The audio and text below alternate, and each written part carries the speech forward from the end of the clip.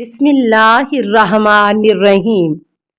السلام علیکہ یا صاحب العصر والزمان۔ نمبر 2، بعض قسم کی موسیقی انسان کو پرسکون کر دیتی ہے اور جب تک وہ چلتی رہتی ہے بلڈ پریشر معمول سے زیادہ نیچے آ جاتا ہے۔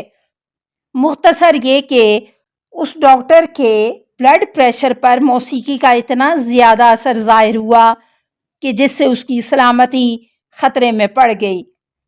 اس نظریے کی یورپ اور امریکہ کے بہت سے ڈاکٹروں نے حمایت کی اور رفتہ رفتہ اسے تمام ڈاکٹرز کی حمایت حاصل ہو گئی۔ یہاں تک کہ امریکہ کے بعض روشن خیال نامہ نگار اور دانشور حضرات نے اسمبلی میں اس سلسلے میں ایک یادداشت پیش کی۔ یہ یادداشت اس لیے پیش کی گئی تاکہ حکومت بعض امراض جیسے بلڈ پریشر، تھکان، ذہنی ٹھہراؤ، ارادے کی کمزوری اور اعصاب پر ان کے اثرات وغیرہ جو موسیقی سننے سے وجود میں آتے ہیں اور جن کا خطرناک انجام اعصاب کی کمزوری ہے، ان کی روک تھام کے لیے کنسرٹ اور عام موسیقی کی محفلوں کے انعقاد کو ممنوع قرار دے۔ کیا آپ جانتے ہیں کہ انسانیت کے لیے خدا کی ایک بہت بڑی نعمت بھولنے کی عادت ہے؟ امام جعفر صادق علیہ السلام فرماتے ہیں، اگر انسان میں بھولنے کی عادت نہ ہوتی تو کسی کو بھی مصیبت کے بعد تسلی حاصل نہ ہوتی اور لوگوں کی بھی حسرتیں ختم نہ ہوتیں اور کسی کا کینہ اس کے دل سے نہ نکلتا۔ ہر شخص اپنے ساتھ ہونے والے ظلم اور بے ادبی کو نہ بھلاتا اور ہمیشہ انتقام کی فکر میں رہتا۔ لہٰذا خدائے حکیم نے انسان کے اندر یاد کرنے اور بھول جانے کی صلاحیت قرار دی ہے۔ یہ دونوں ایک دوسرے کی الٹ ہیں اور دونوں میں ہی خدا کی مصلحت ہے۔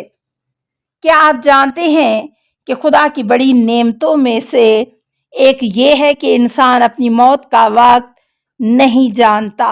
امام جعفر صادق علیہ السلام فرماتے ہیں کہ خدا کی ایک عظیم عنایت یہ ہے کہ انسان کو اپنی کل عمر کی خبر نہیں ہے، کیونکہ اگر اسے عمر کی مقدار کا پتہ چل جائے اور اس کی عمر مختصر ہو تو زندگی گزارنا اس کے لیے سخت دشوار بن جائے اور اس کی زندگی نا امیدی سے پر ہو جائے گی، اور اگر اسے پتہ چلے کہ اس کی عمر طویل ہے تو وہ باقی رہنے کی امید پر دنیا کی لذت اور گناہ و معصیت میں ڈوب جائے گا، اس امید پر کہ عمر کے آخری حصے میں توبہ کر لوں گا۔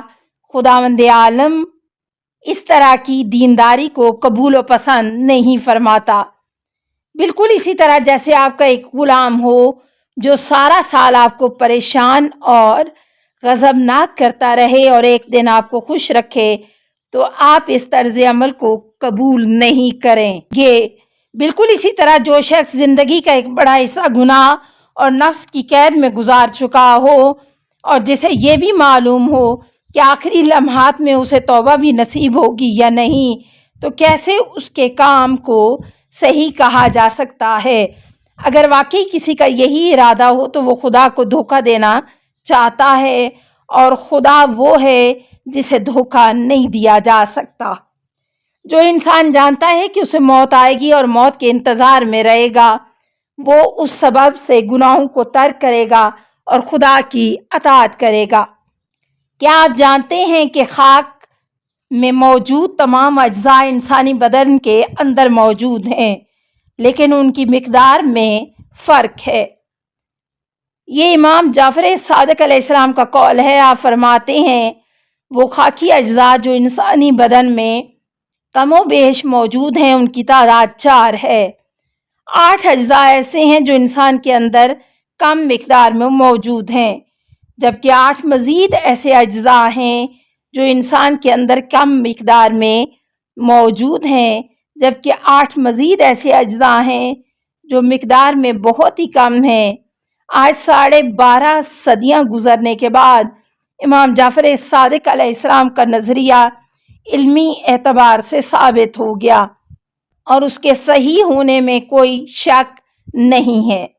وہ 8 چیزیں جن کی مقدار انسانی جسم میں انتہائی کم ہے، وہ امام جعفر صادق علیہ السلام کے قول کے مطابق یہ ہیں: مالیبڈم، سیلیلیم، فلورین، کوبالٹ، میگنیز، جیت، تانبا، کانسی۔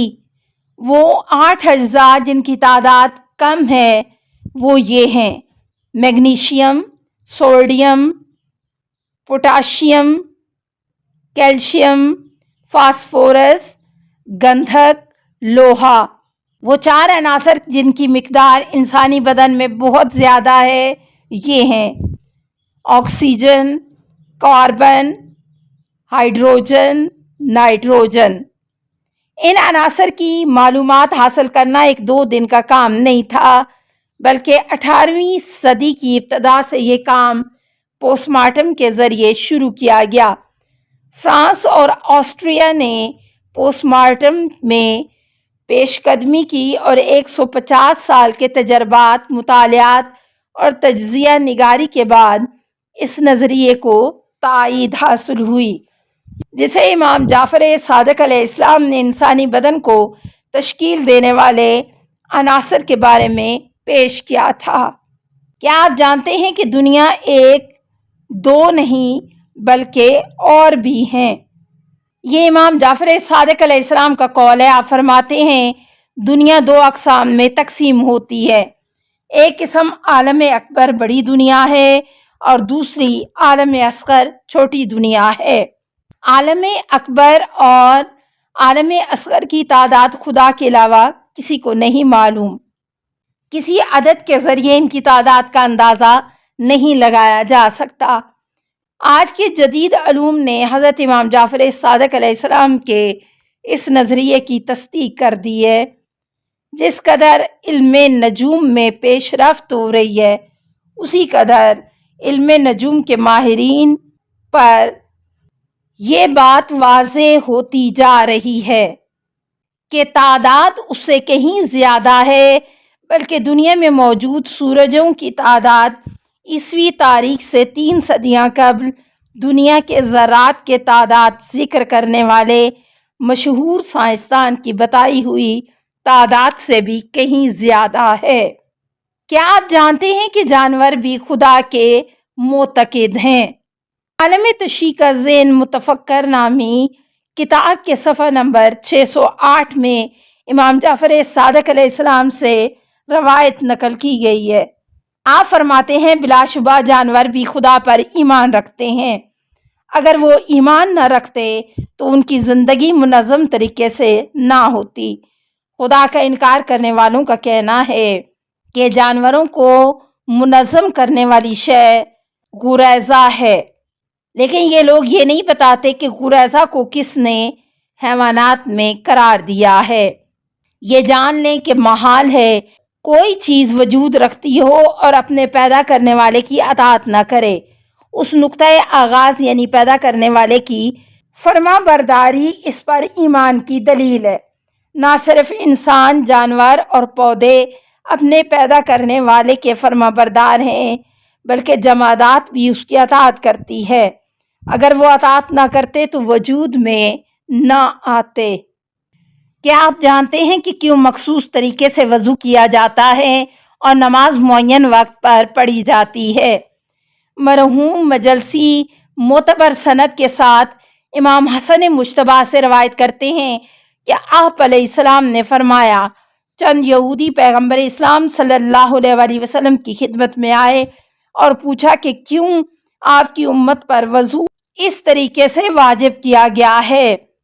السلام علیکہ یا صاحب العصر والزمان، الامان الامان الامان من فتن الزمان۔